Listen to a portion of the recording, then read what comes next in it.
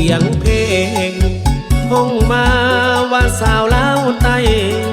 ว่าเหตุให้ผู้บ่าวไทยอกหักเสียใจจนบ้า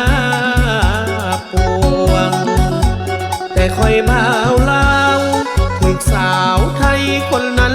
หลอกลวงอกหักสุดแสนนักหน่วงเป็นบ้า